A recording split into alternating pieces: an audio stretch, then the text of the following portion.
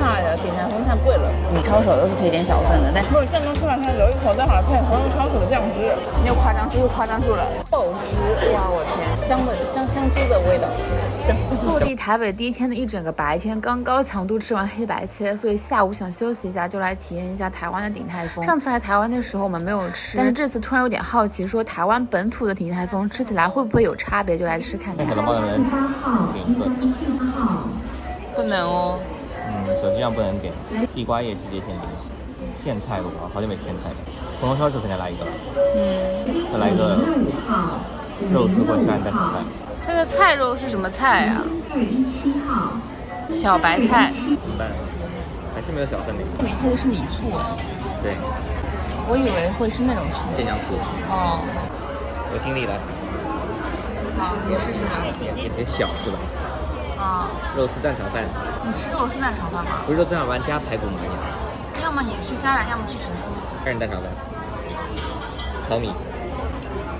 小，可以吧？红油抄手，虾肉也可以小吗？红油抄。可以，那这个的话，它都吃6颗的，没有办法，对，没有办法点3颗好吧，蟹粉不要了，蟹粉不要，对，蟹粉不要了。好，另外都是各1笼吧。好，然后小菜跟大排骨各1个。对。还有一个高丽菜，有需要小分量的吗？随便你。可以。这个也小分量的。好，谢谢。所以现在是，炒饭，然后小菜，然后包括面啊，抄手都是可以点小份的，但是小笼包是没办法一颗一颗点的，但是也可能不知道是不是每家店会不一样。说实话，我好像只在美国吃过鼎泰丰。你在上海吃过吗？没有。我在无锡吃过。我在上海陪你吃过，但是我没吃过。啊？我在上海吃过吗？你在上海喝那个牛肉汤，你不记得了？哎，它这个米醋跟那个醋有点像，跟公冶米醋味道不一样。它们都是醋加酱油的。它有点像蟹醋，就是还没有把那个姜丝打开来拌开来，就有点像蟹醋了。对。那没问题，这个醋没问题。它只是名字叫米醋而已，并不代表有任何问题。这款是美国没有的。没有吗？没有的，美国没有。美国好像只有凉拌小黄瓜。对，没有这个小菜。有花生味，我尝尝。你知道冬粉为什么叫冬粉吗？为什么冬粉呢？因为以前它其实名叫山东粉，因为是山东省用山东省的绿豆面做的粉丝，就叫山东粉，后来就变成冬粉了。字都变了。对。那你觉得它蛮清淡，但是蛮好吃的。一点点醋，一点点麻油，就没了。我觉得它没有放花生，它应该是麻油的味道。它就是那种那个卤肉饭里面吃的那个麻油小黄瓜的那个调味，很清爽。其实鼎泰丰是一个很早之前，就是很早开始做 SOP 的一个品牌。他们最早就是做了那个，为了把那个蒸笼从第一期到最上面那一期的品质更相同。品质各相同，对，就专门研发了这款机器，所以我觉得还蛮牛逼的。有用心的想过这个，把品控做到非常的极致的那种程度。是炸排骨。好，谢谢。谢谢。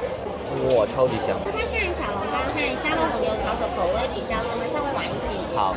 那其他各位陆续都准备的。那这笼类的蘸酱比例需要为您做介绍呢。我们推荐的话是酱油1米醋3，我酱一点点米醋比较多。谢谢。其实它那个比例跟我们上次在那家店吃的他们要推荐的比例是一样的。对。但是我觉得它这个味道就跟上海吃小笼包的那个醋的味道已经很接近了。但是要加酱油。它加入个只加1/3的部分，要不会改变太多。还是会变一点。多一点咸鲜味。来吧，你吃。来。它为什么能上这么快？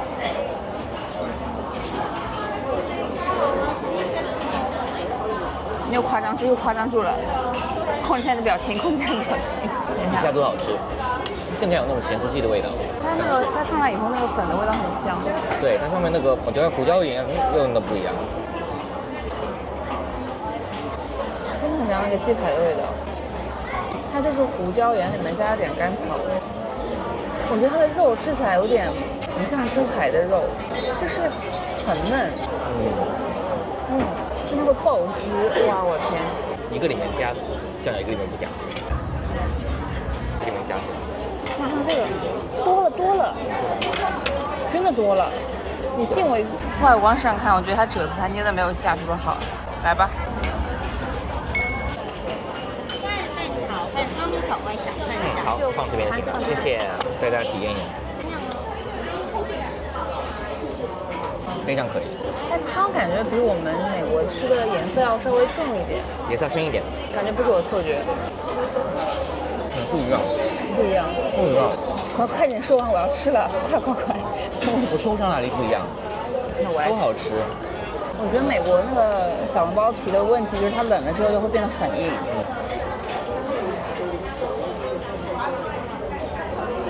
他们这边肉味更重。其实美国的鼎泰丰小笼包没有很重的肉味，它给我感觉是很清淡的一个汤水味。对他们，我觉得最大区别猪肉不一样。美国他说的要是用那种黑腿，但它这个味道其实很接近上海小笼包哎。美国吃到的鼎泰丰，我觉得是比较接近南翔小笼包，它酱油味没有很重，它这个意外的是有酱油味的，酱油味和姜味蛮重的，然后猪味也很重，就是香猪的味道。香猪，我觉得它这个真的很像上海。对，我在美国是鼎泰丰时还有觉得说，他说是做上海小笼的，其实不太一样，但其实在这边看就其实一样。尤其这个汤汁的味道也很像，其实真的很像。这么一说的话，它的皮冻的浓郁，口感上的浓郁程度也会更强烈一点。但是我觉得皮子是一样的，皮子都很嫩，很薄。虾仁蛋炒饭加。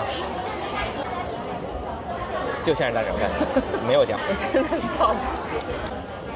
蛋好香。这个糙米明显让它更加的粒粒分明了，它每个上面都包裹着这个油和这个蛋。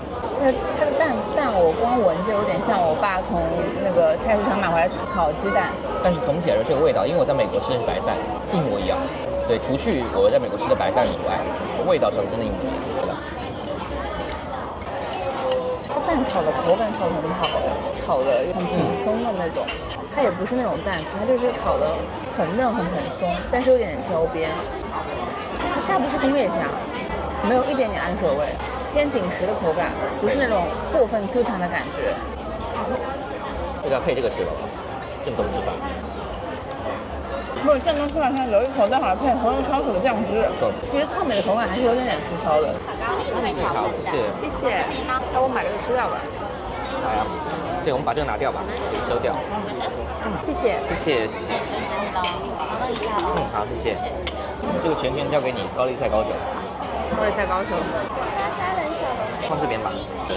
咸味。谢谢。谢谢。本来应该先是这个高丽菜呢，放会儿这个。对啊。你先来。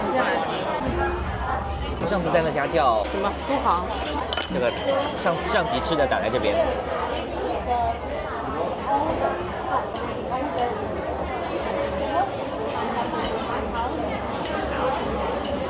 你有夸张的，给我收一手，完全不一样。我就感觉丝瓜的这个清甜味是爆出来的，有点烫啊，有一点。好吃吗？超级好吃，不夸张。不夸张。美国没这款。我觉得你已经夸张了。美国没有好吃的丝瓜。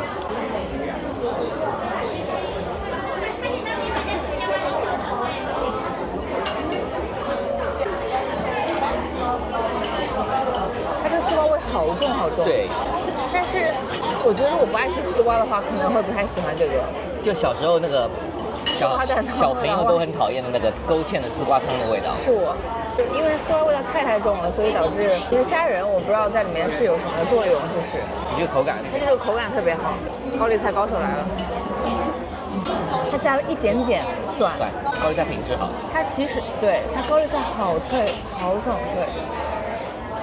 它调味真的很清淡，其实它就加了一点点蒜去提它的味道，但它炒的熟度真的正好，蔬菜的熟度非常重要。说实话，我觉得这个不是我吃过最甜的高丽菜，但火候真的完美，刚刚对。火候真的很好，这个得这个红油抄手大师来品鉴一下。因为我们公司旁边就有鼎泰丰，所以每次在公司的午饭都吃这个。4颗的真的没吃过，平时吃了18颗的，然后就是这款，闻起来是一模一样的。吃起来是一模一样的，吃起来是一模一样的。其实更说明他们这个品控的厉害了，他们这个炒饭红油抄手真的做的海参鸡排，难怪我觉得他们家好吃啊。放在西雅图这个中餐荒漠的程度上来说，他们家确实是吊打一众中餐。但按理说，它的抄手应该里面肉馅也是很不一样的，还是因为它这个汁的味道太重了，原本的抄手本身馅料的味道太重，是吧？特写一下吧。其实我觉得它这个汁的色泽感觉跟西雅图不太一样。这个不隐藏，其实他每次我在美国买这个的时候都拿回来拌面拌饭，我早就偷偷解锁了。就好吃，只是这样好吃，就这样好吃，有点破坏原来蛋炒饭的那个香味了。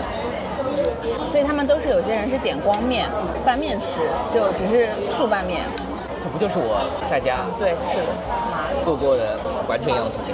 其实我悄悄说，我觉得他今天这份蛋炒饭炒的油大了一点，不是说它油下的很，而是说它的炒的那个油味太明显了，有点油温的火候没掌握好。就我觉得鼎泰丰它，你要说它是最好吃，那肯定是不至于，但它就是在它品控做到这种极致，让你每次吃到都是一样的味道，然后它食材用的又很好，其实它做工也很考究，它很难出错。我觉得这个每一次，甚至在全国、全世界各地，就是真的每一次是吃到一模一样的味道，做不到的事情。这么多年，而且这么多年，就是而且主要是它又干净卫生。其实说白了，很多时候你到了一定年纪之后，你就是想吃点干净卫生、舒服的东西。我来吃一下这黄油抄手，好吧？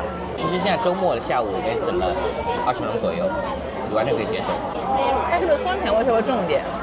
哎，你吃出来了，我也觉得。那你刚才为什么说马后炮了？怎么回事？这个？但仔细吃那个回味还是一模一样，它完全这个。它的味型是一样，但是我觉得它酸甜味比较重，辣味稍微少了一点点，而且它可以客制化小份，还是蛮不错的。我就是疑惑它为什么能上菜上这么快。我觉得鼎泰丰肯定是有它过人之处的，就算你可能有些人会觉得它没有那么好吃，但是我觉得这不重要。服务也很好。这小笼包确实有点出乎我的意料，说实话。怎么了？建议美国贵也可以上。这丝袜在美国太贵了。我在想什么？我忘了我在想什么了。因为他们在上海觉得上海的鼎泰丰太贵了。就我觉得在台湾，就算他们也不便宜。不便宜。对吧？他进入上海市场的时候，我觉得比较早。那时候上海的物价还没有这么夸张。对，这还蛮重要的，对吧？就那个时候好像10年前吧，10年上海的物价明显比现在低个2-3成。就如果他现在感觉开始在上海做店，开始宣传的话，可能就显得没那么夸张。当时就是大家看鼎泰丰价格，觉得是比较夸张的。对，而且他在美国找到自己新天地，你看温哥华开新店，纽约开新店，就这样。总之，我可以很负责任推荐任何人吃鼎泰丰，觉得它就是一个这样不会出错的选择。就它碰上特别的化学反应。真的吗？它香味变得更加复合一点。我也会觉得单纯蛋炒饭挺好吃的，也会觉得它加了这个酱汁也挺好吃的。这个比较适合，就是说你蛋炒饭吃到后面有点吃腻了，换换口味。